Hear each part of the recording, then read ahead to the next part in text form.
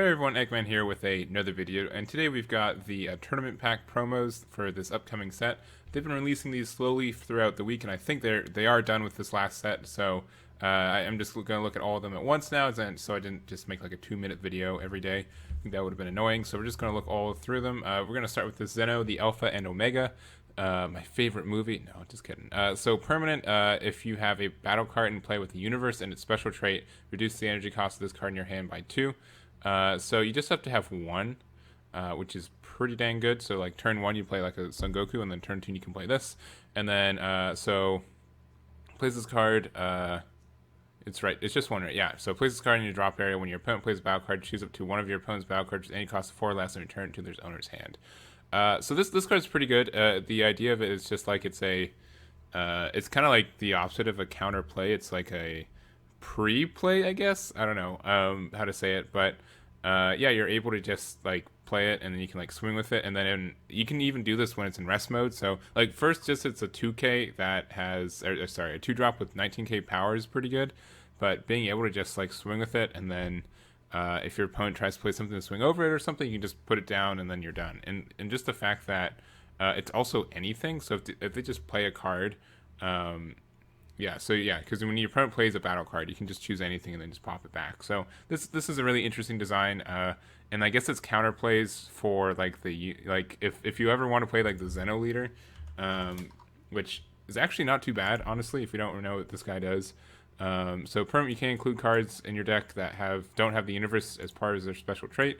Treat cards with the universe as part of their special traits in all areas if they have no specified cost. When this card attacks leader card, place top 2 cards from your deck and you drop here, draw 1.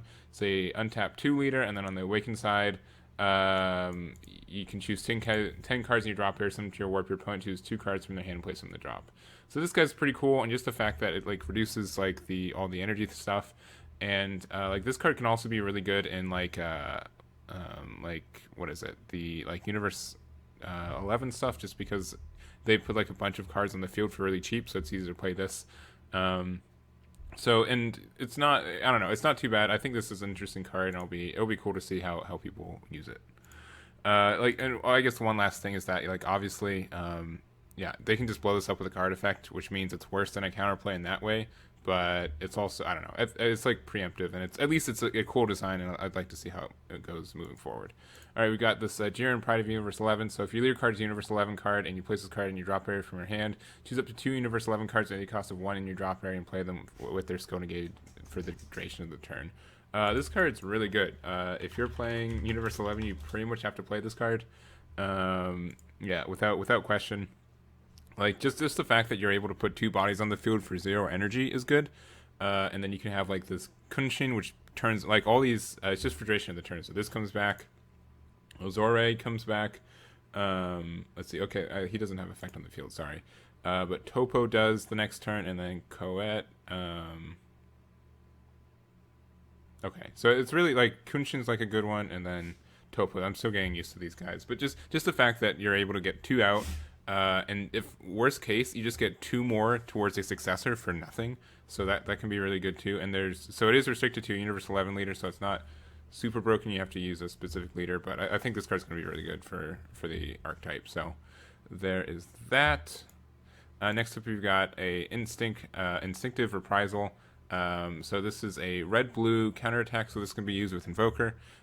Counterattack, negate the attack, then choose up to 2 of your opponent's leader cards and or battle cards, and they get minus 10k power for duration of the turn.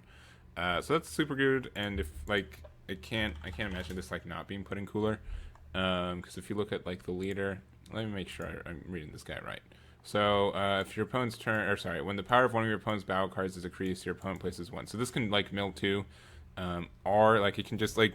Not many cards like make your opponent go negative. If you neg an opponent, they don't get the you don't get to mill a card, but this is still like good enough, because this can negate essentially 3 attacks, the one that's swinging, and then 2 more.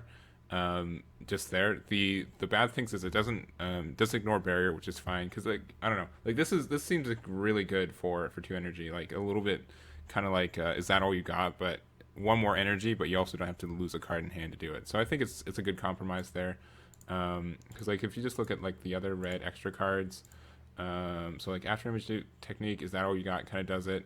Paralysis technique, but it's Frieza army only. So that's a little bit of a drag. I think is that all for counterattacks that do it? Oh, You're Mine. This is the other one. So but this is a counterplay instead of counterattack. So this gives minus 5k to 2 of your opponents, and this is just an active main. But okay, I think this card's gonna be good, at least a try, and probably in cooler if anything. Next up, we got the Super 17 seconds to Detonation. So, Energy Exhaust, Revive blue green once per turn. When your opponent plays, when one of your opponent's battle cards is KO'd, draw one card. Then choose one of your. Then your opponent chooses one card in their hand and places it in their drop area. So this is like a better version of like the 2-drop Chile, which is like one of my favorite cards in the game. Come on, there it is. Yeah, Chile the Beautiful, perfect card in the sense like when one of your opponent's battle cards is KO'd, your opponent chooses one card in their hand and places it in the drop. So that's really cool, and just the fact that it has like the static auto. So this has the same thing. It has more protection because it has this revive, and then additionally, I think it's blue-green, so that's cool. And what is it? Like there's, if we look at Android 17, I think we can cheat this guy out too. Yeah, so Hellfire, yeah, so place one Android 17 card from your hand or drop area under this. Play one, choose up to one Super 17 card with any cost of 4 from your deck, or drop area, play on top of this card and shuffle. So you can just play this guy out on turn 3 if you need to. I wish, too bad this doesn't also have like an auto, like when you play this card KO something, but I think that's okay. The only thing I have about these cards is that, like, it's pretty easy to just play, one not play battle cards sometimes. Like some decks don't play battle cards, so you're just kind of stuck with this. But I think he's okay, and it'll be interesting to see if he gets played in that sense. The fact that he has Revive is nice. So he has a lot of synergy with the green Goku. I don't really know the Revive Goku that well, just because it hasn't.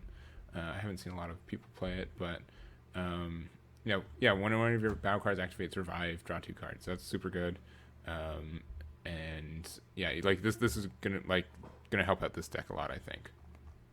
All right, there's that one. Let's go to That's What You Get. Okay, so this is a counterattack, negate the attack from hand, then choose up to one Universe 11 card from your hand or drop area with any cost 2 or less and play it. So this is like stupid good, like really, really good. So because if you look at Universe 11 again, and if you look at 1 and 2 drops, negate the attack, then choose up to one of your Universe 11s. So you can just do that, and then also what is it? You can get out like Zoidberg. He's a really good one. You can get like a super combo back because it's also from drop. So you'd want to do drop as much as you can so you don't go minus in hand. But you also get some 1 drops and like Binary Blade, Casual. And if you look at let's look at like the 4 drops because you can probably get Dispo out. Which one of these Dispos gives like an energy reduction? Doesn't he? I'm pretty sure. Where's Dispo? There he is, right there. If you have 4 or more Universe 11 cards in your drop area, reduce this card, the cost of this card in your hand by 2. So, since this is in your hand with 2, you can also you can cheat this Dispo out. And also, I think like what is it? Does this Topo have this? I think this is Universe 11. So if you really, like, there's no reason for it, because you can just pay 2 for this anyways. But I think that's just a funny interaction that you can just I use that what you get, and then I get this Topo out for that. So, but that's just really stupid. Don't do it. That's a bad play. Just pay the 2 for Topo. All right, next up is King Cold's Imperial Offering. So this is Energy Exhaust Offering. Active main once per turn. Choose 1 Frieza Clan card in your battle area and place it in its owner's drop area. Choose up to 1 Frieza Clan card with an energy cost of 2 or less from your deck. Play it with its skills negated for duration turn, then shuffle your deck. All right, so if we look at Frieza Clan real quick. There we go. So you choose 1 in your drop area, and place in your battle. You place a drop, and then choose 1 Frieza Clan with an energy cost 2 or less from your deck. Play it with its skill negated for duration, turn, and shuffle. So there's a couple. Let's see if we want to look at like these 2 or less ones. So like you can get into like this to begin your swap. Does it KO it? No, right? Because you can't. Okay, so but you can do like Frieza Malicious Streak, and then go from there. And that would be really helpful because I mean, like if you're not using like the Golden Frieza archetype, you can use this. What else is there? I guess you can get this guy, and then like next turn you get the White's attack. This is Frieza Clan. That's fine. Cooler. At the end of your opponent's turn. Okay, this is. I mean, I guess this is red blue. Jeez, I don't. There's probably some good cards for it. Like Frieza Death's Embrace is probably a good one too. But this, I don't know. This just seems like a lot to invest to like swap out a card from your deck. I don't think it's gonna be super duper good, especially because it's restricted to red, yellow, and I don't think unless I'm just missing a card, I don't think there's one that's really good. Maybe there's like a cooler or something we can go like you can get Meta Cooler, or you can get Meta Cooler Core Ultimate Form. So maybe you can get some. Cause is this Frieza Clan still? Yeah. So maybe there's some jank with Meta Cooler you can do with this that I'm not thinking about. But yeah, I think that's. I mean, this has like blocker. If your lyric card's red, this is like end of your turn. I don't know. It's just the fact that the cast to start another turn, and this is like a turn 3 play. It just doesn't. I don't know. This doesn't really excite me. Next up, we've got. Is this the last one? No, we got 2 more. All right. So Frieza, Everlasting Emperor. So this is a 5-drop blocker. When this card would be removed from battle by your opponent's skill, this card gets minus 10k power for duration of the turn instead. So that's really interesting. We'll be back. There we go. So there's like this card is really interesting in the fact that you just get to like keep it as a blocker, and then like it has like 2 different ways it can survive. Unless they give it like minus 20k in itself, but like then it only has like 1. But like your opponent has to invest a lot to get rid of this card, which I think is super nice. It's also a 5-drop, so I don't know. You can cheat it out with like this guy, right? It's only by skill and like removed from your battle area by your opponent's skill, which is also KO'd, right? Sure. Yeah, because you can get this guy out with this, but I just feel like there's better options. I don't know. It just seems like too heavy of a cost to do because it's a 5-drop. That it just doesn't like. I'd almost wish that it just had barrier instead, and even then it still kind of sucks. So unless I'm missing something on how to cheat this guy out, I don't think this card's really good. All right, then lastly, Cell Revolting Regenerator. So when an Android card with energy cost 7 or more other than this card is removed from your battle area by opponent's skill, you may play this card from your hand. If you play this card, you can't for duration of turn. And when you play this card, choose up to one of your opponent's battle cards with energy cost 5 or less and KO it. So I think this card's actually going to be pretty dang good, strictly because if you look at like these, yeah, so just Android cost with 7 or more. So the reason that is just because of all this, all this successor stuff. If you play a big boy android, and then your opponent tries to KO it, you get to play this, which not only helps, like, lets you retain your successor, but also helps you, and it lets it KOs something as well. So I think this is really good, just in that sense. For example, let's say you have like the 7-drop Perfect 4 sellout. They KO it something with the 3 cards they have left in their hand. They try to KO it. Then you just sell this out for free, and then next turn for like 4 energy or for like 3 energy, you can just play a successor card. So that just seems great for me. I think this can help out the deck a lot, because it's like these 2, and then I think this what is it? This one is, I guess, restricted to what, your Universe 11 stuff. And Cell Perfection Misspent. I think you cheat this card out with another Cell. Because if you look at Cell, you just look at all of them. Because I think there's let's see, Cell Devour of the Masses. Okay, yeah. If you have 4 mana energy when this places in the drop area from battle area by a skill, choose up to 1 cell with energy cost of 8 from your drop area and play it. So you can play this boy. And when you play this card, choose up to 1 of your opponent's battle cards and KO it, and then choose 1 Android 18 card under this card and place it in its owner's drop. When your opponent's card attacks, negate the attack, then choose up to 1 green-yellow multicolor cell with energy cost of 4 or less under this card, play it, then place this card in its owner drop. So I don't know. This card's not super good, but like Cell Unthinkable Perfection, just being able to go this for 4 energy, that.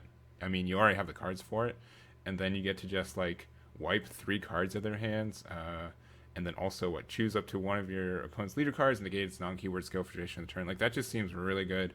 So having this just like backup plan ready, I think is fantastic. It just means your opponent has to have 2 ways to get rid of 25k plus 9 drops, which isn't super duper easy on itself. So I think it's just going to make it so that once you get your successor chain out in androids, you're just going to be able to keep out the kind of the energy cost that you've spent for it. So that's going to be it for me. I think like as usual, like these tournament pack cards, half of them are good and half of them are bad. If I have to say like the good ones, I think the Cell Revolting Regenerator's good. The Zen-oh's probably pretty good. Jaren is definitely very good. Instinct Reprisal's all right. Super 17's all right. That's what you get. This is all right. And then King Cold and Frieza I think are bad. If there's something I'm missing about these two cards, let me know. But I think they're bad.